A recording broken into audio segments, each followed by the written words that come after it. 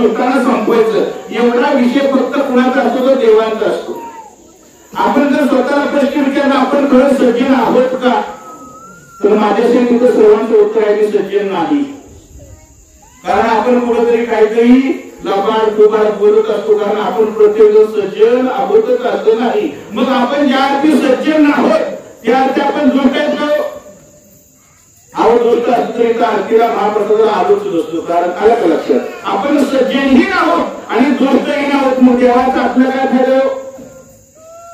देव एकच करतात, जे दुष्ट आहेत त्याला संपवतात, जे सज्जन आहेत त्यांचं रक्षण करतात. हे देवाचं काम आहे. पण देवाच्या देखील चूक लक्षात आली, आपल्याकडे दोनच काम आहेत. जे सज्जन आहेत त्यांचं रक्षण करायचं, जे दुष्ट आहेत त्यांना संपवायचं. पण मध्ये एक वर्ग आहे, या वर्गासाठी काय? देवाच्या चूक लक्षात आल्यानंतर त्यांनी हा संतांचा अवतार घेतला. जगाच्या कल्याणा संतांची विभूती देह कर्तवती. मग त्याच्याकडे बाळूमामा असतील, संत श्रेष्ठ ज्ञानेश्वर माऊली असतील, तुकोबराय असतील, नाथ महाराज असतील, हे सर्व संतांचे जे अवतार आहेत ते देवाचेच अवतार आहेत. नीट लक्षात घ्या.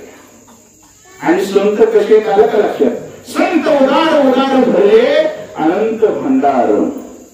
संतांच्या बाबतीत कोणतंही कार्य तुम्ही करा, कुठल्या गोष्टीची तुम्हाला कमतरता नाही. कारण संतांकडे ती ताकद आहे. संत असतानाच उदार आहे. संतांचं नामचिंतन केलं तरी तुमचा उद्धार आहे. संतांची वारी केली तरी तुमचा उद्धार आहे. संतांची सेवा केली तरी तुमचा उद्धार आहे.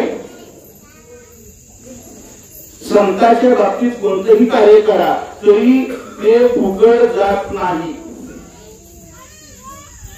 म्हणून या ठिकाणी जीवन जगत असताना महाराज सांगतात, मनुष्य जीवन किती दिवस जगला याच्यापेक्षा तो कसा जगला याला महत्व.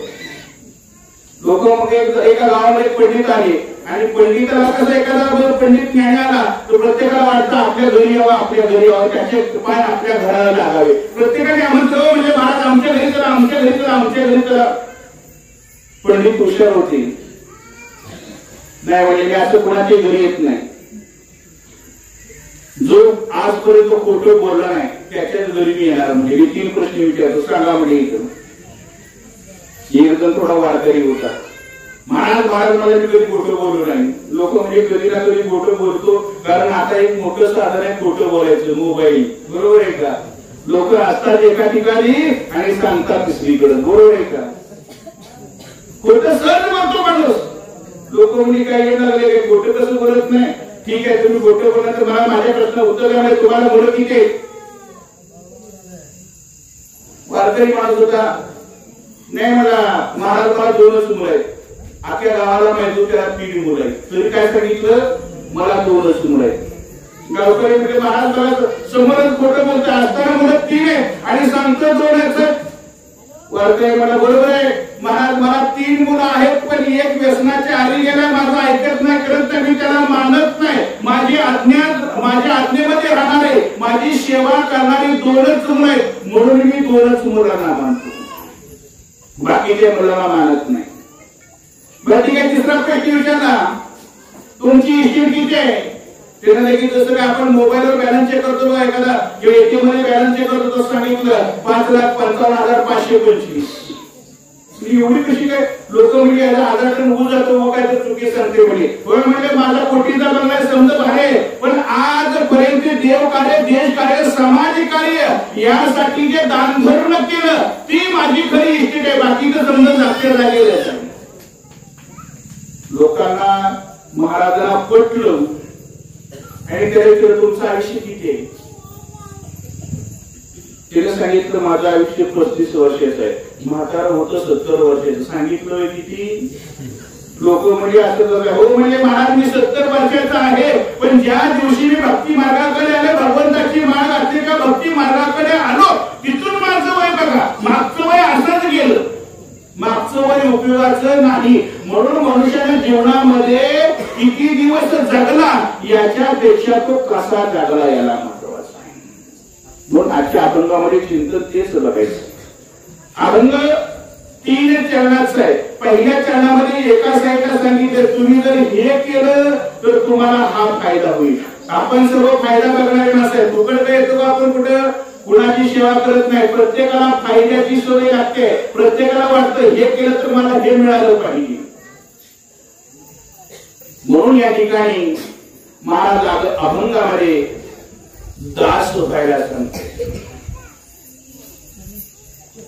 आपण 3 प्रकारचे दास होतो. इथं बसलेल्यापैकी काही जण जडाचे दास आहेत, काही जण जीवाचे दास आहेत आणि काही जण देवाचे दास आहेत. आता प्रत्येकाने ओळखायचं आपण कुणाचे दास आहेत बरं का. जडाचे दास आहेत, जीवाचे दास आहेत का देवाचे दास आहेत, ज्याची त्याने ओळखायचं आहे.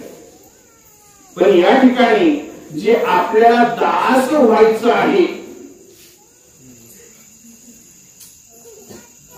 सर आता तुकोबरा काय झाले, धन्य आम्ही जन्मा आलो आणि दास बाळूमामाचं धन्य आम्ही जन्म आलो. दास देवता विठ्ठल भक्तच होते बरोबर आहे का.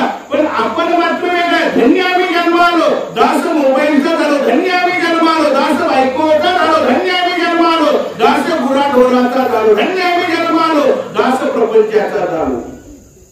मग तुम्ही मला महाराज प्रपंच सोडून द्यायचं का, बायकोमुळे सोडून द्यायची का.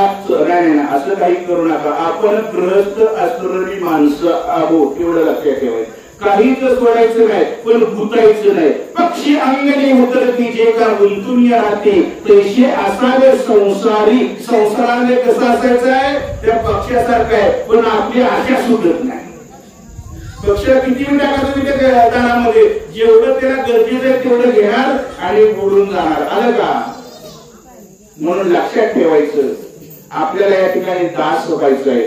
मग दास कसं व्हायचं आहे. अभंगाच्या पहिल्या चरणात सांगितलं, काया वाचा मनी झाला विष्णुदास. काय करायचंय, 3 प्रकारे दास व्हायचे. सर्व भावे दास म्हणजे कायेनं, वाचेनं आणि मनानं. कायेनं म्हणजे कसा, हा जो देह दिलाय, देहे दिला देह भजना कोमटा. भजन म्हणजे काय, साधी वाक्य सांगतो. या ठिकाणी भगवंतांनी देह देतानाच भजनासाठी दिलेलाय. मग भजन करायचं म्हणजे नेमकं काय करणार तुम्ही. आमच्या भक्ती मंडळामध्ये येणार का, चांगली गोष्ट आहे, आलं तरी चांगलं आहे. पण आता तुम्ही सर्व संसारी जीव आहे, तुम्हाला साधं भजन सांगतो, साधी भजनाची व्याख्या सांगतो. चांगलं बोलायला सुरुवात करा, ते भजनच आहे. अलीकडे लोक चांगलं सुद्धा बोलू नये. चांगलं बोललं ते सुद्धा भजन आहे. चांगलं वागायला सुरुवात करा, तेही भजनच आहे. आणि चांगलं काम करा, ते सुद्धा काय आहे, भजनच आहे. म्हणून या ठिकाणी या देह जो आहे, या देहानं भगवंताची सेवा करायची. एक थोडस वेगळं सांगायचं म्हणलं बघा. आता सध्याला कृषी मंत्र्यावर बरंच बोलायचं आलंय का, तर त्याला काय हीच केलं नाही, काय चुकली काय माहित नाही. पण एखाद्या मंत्र्याचं काम व्यवस्थित नाही केलं तर सर्व समाज त्याला नावं ठेवतो. त्या पुढच्या वर्षी त्याला तिकीट दिलं जात नाही किंवा आपण त्याला पाडतो. पण आपण थोडं विचार करा, त्या भगवंताने समृद्धी मंत्रिमंडळ या देहाच्या ठिकाणी बसवले. आपल्या देहाचा मुख्यमंत्री देह नाही बरं का. मेंदू हा आपल्या देहाचा मुख्यमंत्री आहे. हा जे अर्थमंत्री, कान हे पालक मंत्री, हे समजा मंत्रिमंडळ आहे. त्वचा हे संरक्षण मंत्री, पाय हे दळणवळण मंत्री, केस हे वन मंत्री, त्वचा संरक्षण मंत्री, वाचा ही नगवण मंत्री, डोळे हे शिक्षण मंत्री.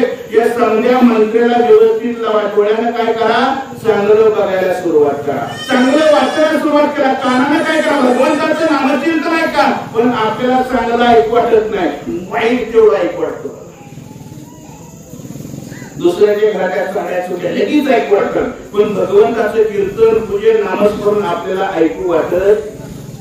आपण घरातली घाण बाहेर टाकतो का, घरातली आग येतो. घरातली घाण एक लक्षात ठेवायचं. आपला जो पालकमंत्री आहे तो नाही बरं का, गोळेसाहेब नाही, आपले हे पालकमंत्री, देहाचे पालकमंत्री. आपल्या पालकमंत्र्यांना चांगलं काम द्यायचं. कोणाच्या चाड्या चुकल्या अजिबात ऐकू नका. जर ऐकायचं असेल तर भगवंताचं, संतांचं गुणगान, त्याचं नामचिंतन त्या कानानं ऐका. हातानं वाजवायचं. लाखोनी आपल्या बिनवितो तुम्हाला करे टाळी बोला मुखी नाम. हातानं टाळी वाजवा आणि मुखानं त्या भगवंताचं नामचिंतन करा. पायानं नको तिकडे जाऊ नका, तुम्ही योग्य ठिकाणी आलात. आता मी कायम सांगतो, या ठिकाणी काय नीट लक्ष देऊ नका. कारण ही जागा पवित्र आहे, ही जागा पवित्र आहे म्हणून एवढा समाज एकत्र आला, बरोबर आहे. काही नामस्मरणाची ताकद असते. आता या अध्यात्मामध्ये एक प्रमाण आहे, पाप पुण्य करून जन्मा येतो. आता इथं जेवढे बसले त्या प्रत्येकाचं पाप आणि पुण्य समान झालं म्हणूनच ते मनुष्य जन्माला आले, तेवढं लक्षात ठेवायचं. पूर्वीचं बरं का, पूर्व जन्मातलं पाप आणि पुण्य ज्या दिवशी समान होतं त्या दिवशी मनुष्य जन्म मिळतो. सर्वांचं पाप आणि पुण्य या ठिकाणी समान झालं म्हणून आपण मनुष्य जन्माला आलो. पण इथं जर तपासलं, पाप पुण्य समान आहे, पण प्रत्येकाच्या जीवनातलं सुख वेगळं आहे आणि प्रत्येकाच्या जीवनातलं दुःख वेगळं आहे. एक फरक आहे. इथं संत सांगतात पाप आणि पुण्य समान आहे, तरी देखील इथं कोण सुखामध्ये, कोण दुःखामध्ये, कोण मोटरसायकलवर फिरतोय, कोण 4 चाकीमध्ये फिरतोय, कोण 50 लाखाच्या गाडीमध्ये फिरतोय. प्रत्येकाच्या जीवनामधलं सुख वेगळं आहे. ह्याला कारण काय लक्षात आलं का? ह्याला कारण महत्वाचं काय आहे? मनुष्य पाप करत असताना, आता आपण पाप करतो बघा, जरी किती जरी इथं आरतीला आलो, प्रसाद घ्यायला आलो, तर जीवन जगताना आपल्याकडून काहीतरी पाप घडतं. आणि मनुष्य पाप करताना मन लावून करत असतो. काय करत असतो?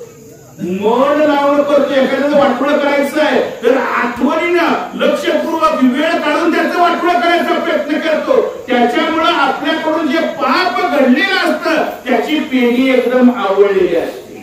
त्याच्यामुळे प्रत्येकाच्या जीवनामध्ये दुःख हे हमखास येणार म्हणजे येणारच, म्हणून आपल्याकडे मनच पडली आहे.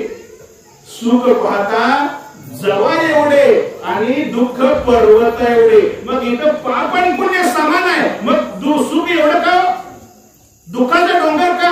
तर ह्याचं कारण तेच आहे, जे आपण इथं पाप आणि पुण्य समान आहे, मग जेवढं पुण्य सुख आलं तेवढं दुःख यायला पाहिजे. पण तसं होताना दिसत का नाही? तर पुण्याची पेढी, पापाची पेढी एकदम आवडलेली आणि पुण्याची पेढी इसकटलेली. आता कोणी वाईट वाढून घेऊ नका, मी तो वेगळं बोलतोय थोडस. आता इथं आलेल्यापैकी काही जण कसं झाले, काही जण आरती करता आले, भाव आहे चला बाळूमामाची आरती. काही जणांना वाटलं असं चला प्रसाद आहे, प्रसाद कमी नाही मिळणार आहे, बरोबर आहे का?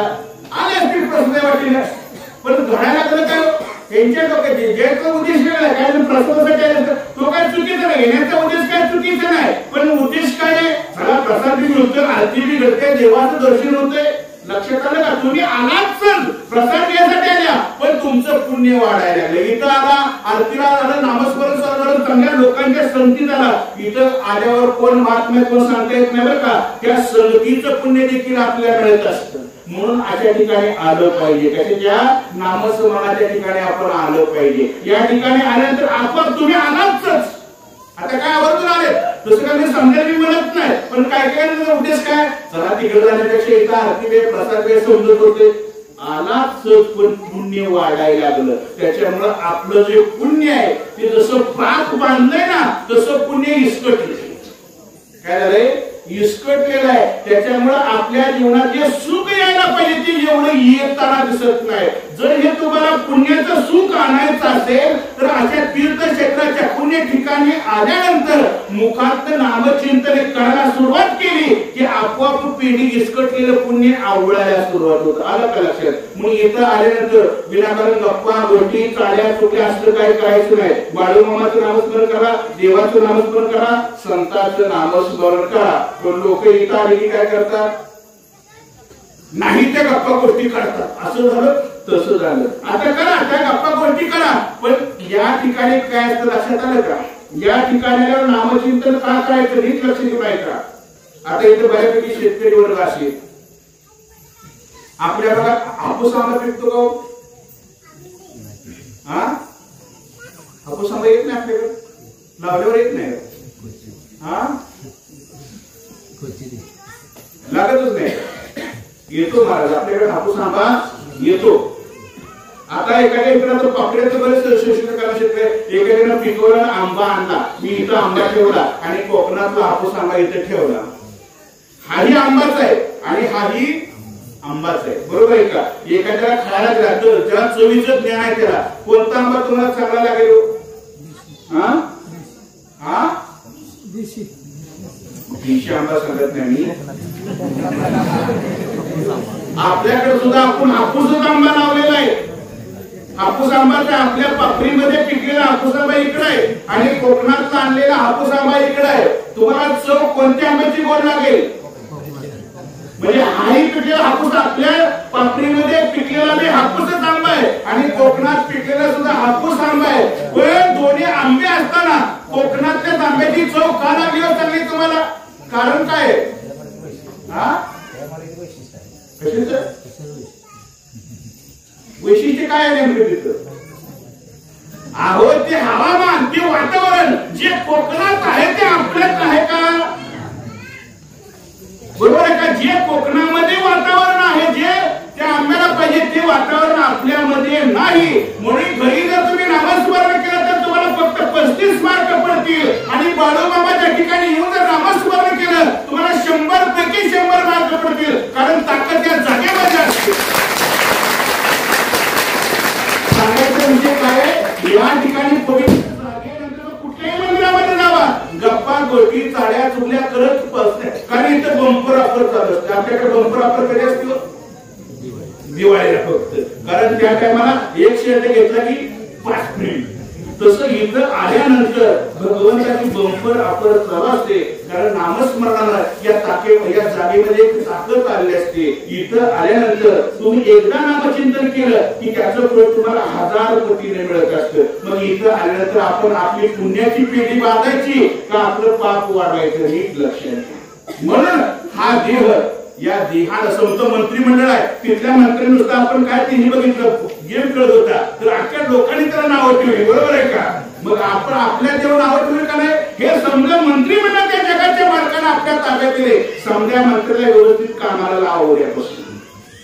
अजिबात मोकळं सोडू नका. मग कायेला सेवा करा. दुसरी सेवा काया वाचा.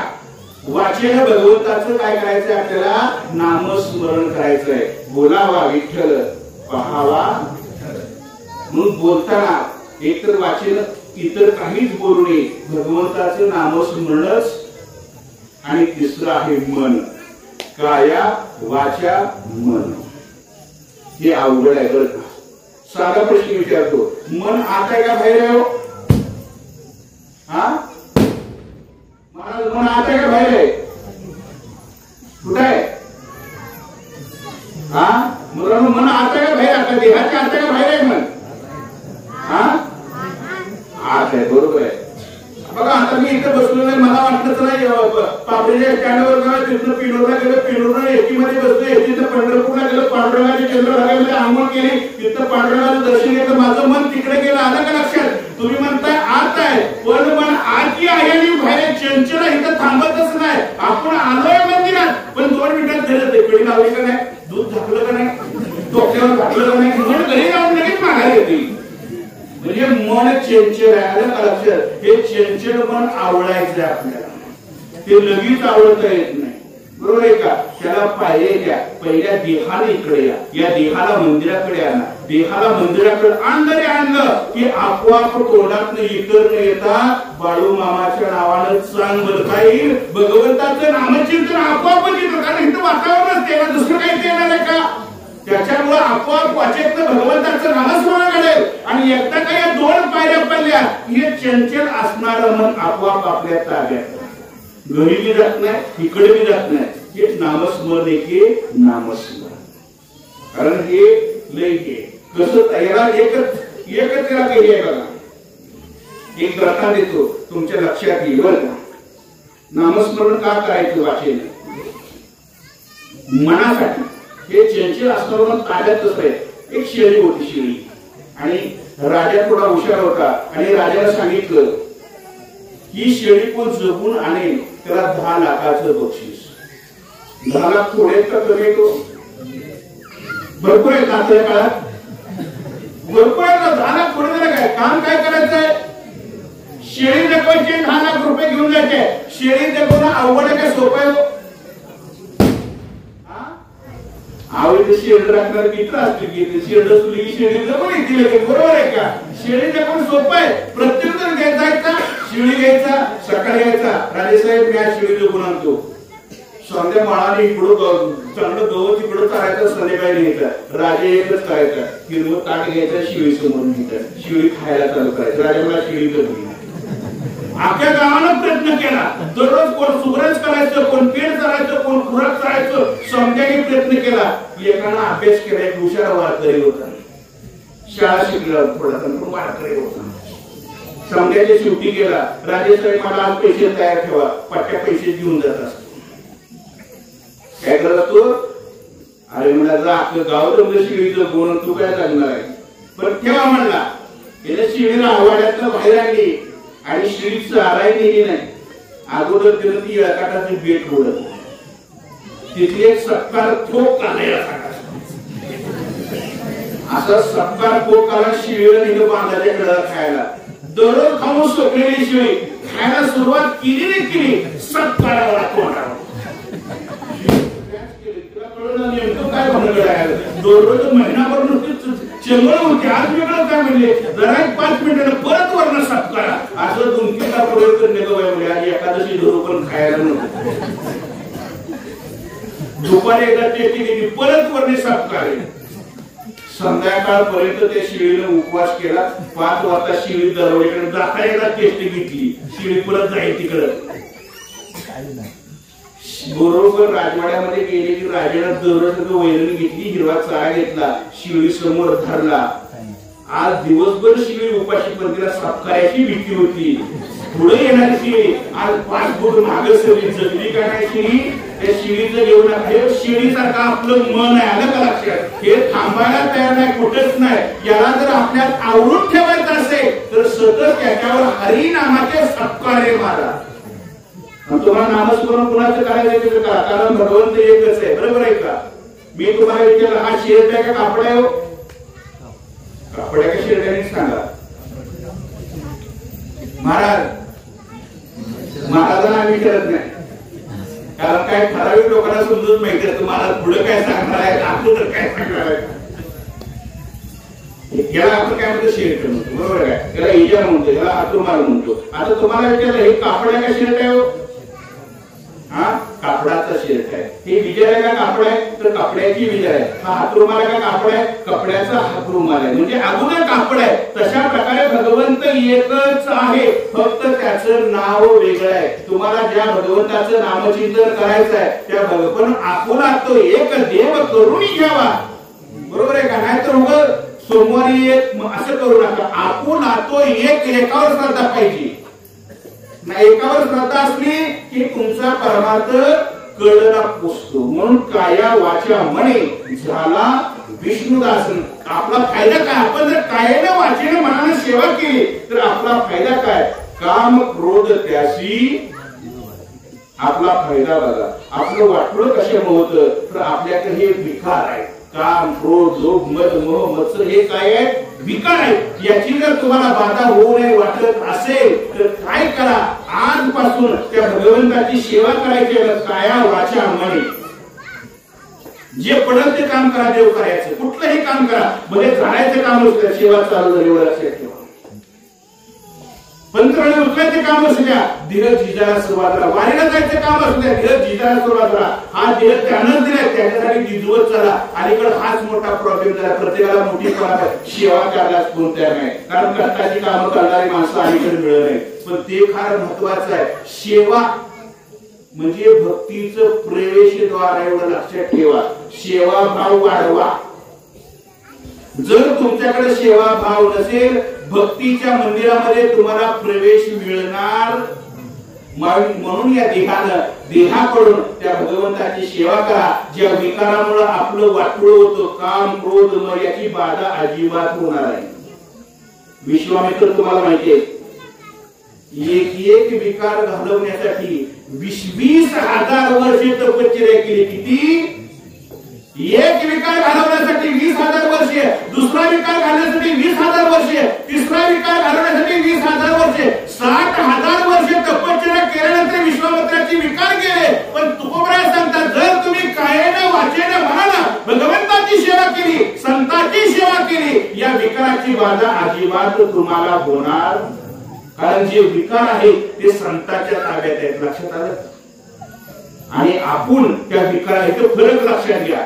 जे विकार आहेत आपल्या देहाचे, जे विकार आहेत ते संतांच्या ताब्यात आहेत आणि तुम्ही आम्ही विकाराच्या ताब्यात. आपल्यावर प्रारब्ध कोणाचं आहे? विकाराचं. आपलं जीवन संत विकाराच्या आहारी गेलेलं आहे. यातून जर तुम्हाला मुक्त बघा, तुमच्या लक्षात येईल कसं आहे. शाळा सुटली होती, शिटीची शाळा होती, आपल्या खेड्यातली नव्हती बरं का. लहान मुलं खेळत होती रस्त्यावर आणि समोर रस्ता होता, कोर्ट होत आणि तिथनं काय झालं, पुढे 2 पोलीस, मागे 2 पोलीस, मध्ये एका मधले चालला होता. आता लहान मुलांना कौतुक, गुरुजी गुरुजी म्हणजे हा काय प्रकार, पुढे पोलीस आहेत, मागे पोलीस आहेत आणि मध्ये एक जण चाललेला आहे. गुरुजीने मला सांगितलं, मला तो गुंड आहे, तो आरोपी आहे. एकतर तो दरोडेखोर असेल, खुनी असेल किंवा तो असेल काय तो आरोपी आहे. लहान मुलाच्या लक्षात, गुरुने सांगितलं नाही लक्षात आलं. पुढच्या 10 दिवसात हेच दृश्य, एक जण मधून चाललंय, पुढे 50 पोलीस आहेत, मागे 50 पोलीस आहेत. लहान मुलं ओरडत आली, गुरुजी गुरुजी चाल चाल चालले, मोठा गुन्हेगार आलाय. म्हणजे त्यांचं काय चुकीचं आहे? मागच्या वेळेस पुढे 2 होते, मागे 2 होते, पण आता पुढे 50 आहेत, मागे 50 आहेत. गुरुजीने बघितलं तर आपल्या राज्याचे मंत्री चालले होते. काय चालले होते? कारण त्यांच्या बंदोबस्त पुढे 50 पोलीस, मागे 50 पोलीस. गुरुजी कळाले, वेळेच राहत म्हणले. मुलांना कळालं नाही. मागच्या वेळेस सांगितलं गुरुजीने, पुढे पोलीस मागे पोलीस म्हणजे गुन्हेगार. मागच्या वेळेस 2-2 होते, आता 50 पुढे मागे करून मोठा गुन्हेगार. गुरुजी म्हणजे म्हणून तसं नाही. मागच्या वेळेस तो आरोपी पोलिसाच्या ताब्यात होता. काय होता? मागच्या वेळेस तो आरोपी गुन्हेगार पोलिसाच्या ताब्यात होता, पण आता ते सर्व पोलीस त्या मंत्र्याच्या ताब्यात आहेत. तशा प्रकारे जे विकार आहेत ते आपल्या संतांच्या ताब्यात आहे आणि तुम्ही आम्ही विकाराच्या ताब्यात आहोत. लक्षात आलं का? जर विकाराची बाधा होऊ नये वाटत असेल तर कायेन वाचेन मनानं त्या भगवंताची काय करा? सेवा करा. मग काया वाचा मने झाला विष्णुदास. ज्या भगवंताची आपण सेवा करतो इथं फार मोठा प्रॉब्लेम आहे बरं का. लोक म्हणतात आम्ही समज करतो पण देवा महाराज आमचा फायदाच काय होत नाही, कारण आपला फायदा बघायची सवय. आपला प्रॉब्लेम काय होतो माहितीये का? आपला त्यावर विश्वास नसतो. आपण असं कुठं असतं काय? जर तुम्हाला सेवेचं फळ मिळवायचं असेल तर पहिली आठ आहे, विश्वासी तो करी स्वामीवरी सत्ता आणि सकळ भोगिता होय त्यांचे. तुम्ही जे भगवंताची सेवा करता त्यांच्यावर तुमचा विश्वास पाहिजे, कारण विश्वास ही परमार्थाची पहिली पायरी आहे. विश्वास नसेल तर तुम्ही कितीही करा, अजिबात त्या झाडाला फळच येणार. आणि आपण जर त्याच्या भगवंतावर विश्वास ठेवला तर भगवंत काय करतो? सकळ भोगिता होय त्यांचे. जे भगवंताचं ऐश्वर्य आहे ते आपल्या दासाला देऊन टाकतो. काय करतो? आपण त्याची कायेने वाचेने मनाने सेवा केली तर भगवंत काय करतो? भगवंताचं ऐश्वर्य, तुम्ही म्हणा भगवंताचे ऐश्वर्य काय हो?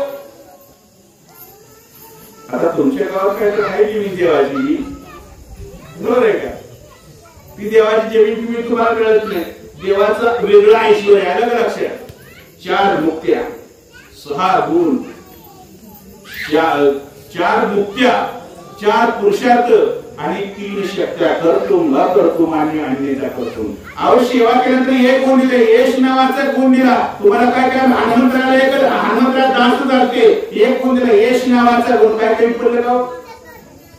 त्याच्यामुळे भगवंताची जर सेवा केली, भगवंत आपल्याही पेक्षा आपल्या दासांना मोठं करते एवढं लक्षात ठेवायचं.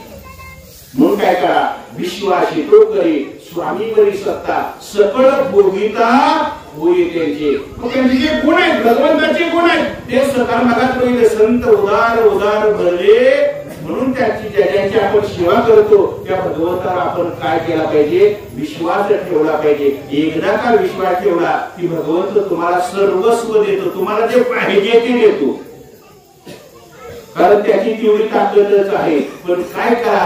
ज्याची तुम्ही सेवा करता त्या भगवंतावर तुम्ही काय करा? विश्वास ठेवा.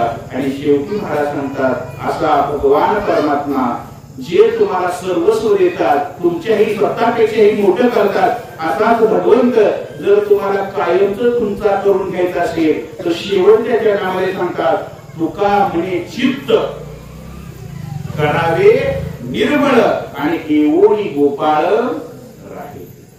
म्हणून आपलं चित्त निर्मळ पाहिजे. आणि चित्त जर निर्मळ करायचं असेल तर एकच गोष्ट महत्वाची आहे. आपण कपडे स्वच्छ कशाने करतो? साबणानं उघडत आहे, बरोबर आहे. कपडे स्वच्छ करायला साबण निर्वासन लागतं. तसं चित्त शुद्ध करायला एकच आहे, त्या भगवंताचं नामस्मरण केलं की आपोआप यातले दोष निघून जातात. पण आपल्या चित्तामध्ये काय? आपल्या चित्ताला कुठली सोय? चित्ताचे 4 दोष आहेत. एक असा दोष आहे अहंकार स्फुंद चित्त. अहंकार असतो प्रत्येक माणसाला अहंकार असतो. आता आम्हाला अहंकार येतो, मी महाराज आहे, मी कीर्तन कराय, मी प्रवचन कराय. अहंकार भक्ती मार्गामध्ये अजिबात उपयोगाचं नाही बरं का. अहंकार स्फुंद चित्त भगवंताला आवडत नाही. त्यानंतर वासना स्फुंद चित्त. झोपेत उठले की तंबाखू काय बरोबर आहे का? लगेच लागते. हे वासना स्फुंद चित्त हे उपयोगच नाही. सतत म्हणजे भगवत स्फुंद चित्त महत्वाचं आहे. सतत चित्तामध्ये त्या भगवंताचं काय पाहिजे? स्मरण पाहिजे, ध्यान पाहिजे. तर त्या भगवंताचं ध्यान केलं असं असणारा भगवान परमात्मा. बघा एखाद्या वेळेस आता तुमच्या गावात एखादा श्रीमंत माणूस असेल कोणतरी आणि त्याची एखादी गाडी कुणाला वापरायला मिळते? दुसऱ्याला.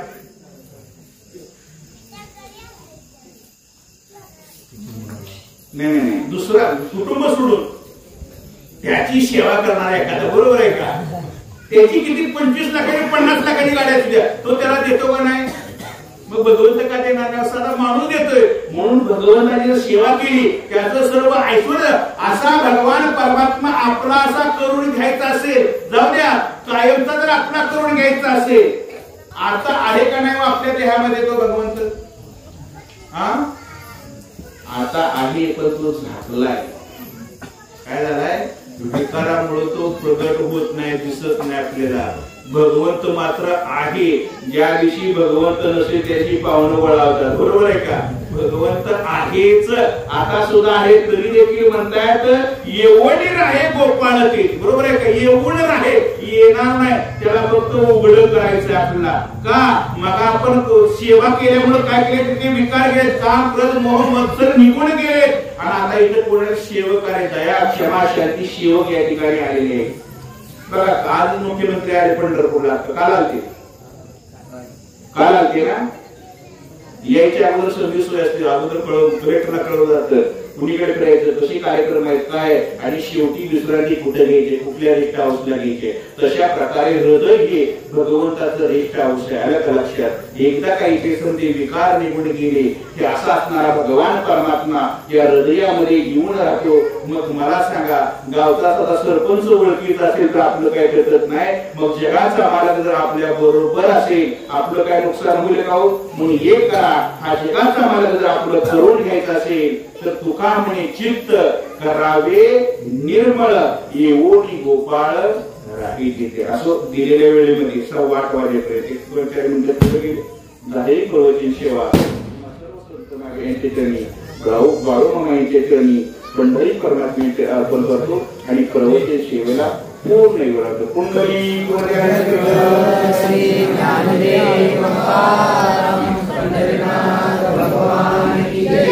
माऊली ज्ञानेश्वर महाराज की जय, जगद्गुरु तुकाराम महाराज की जय, संत बाळूमामा महाराज की जय.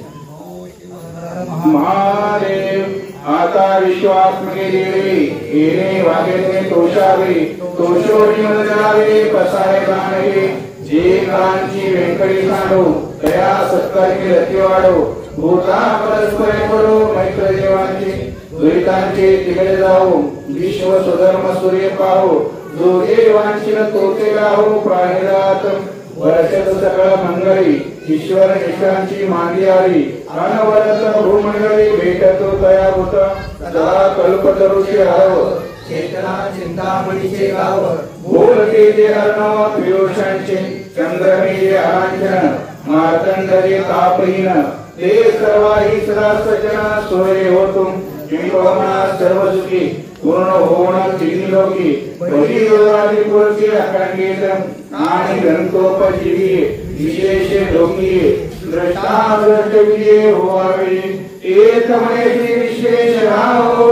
हा होईल दान बसाओ येणे होय ज्ञानदेव सुखिया येणे होय ज्ञानदेव सुखिया येणे होय ज्ञानदेव सुखिया.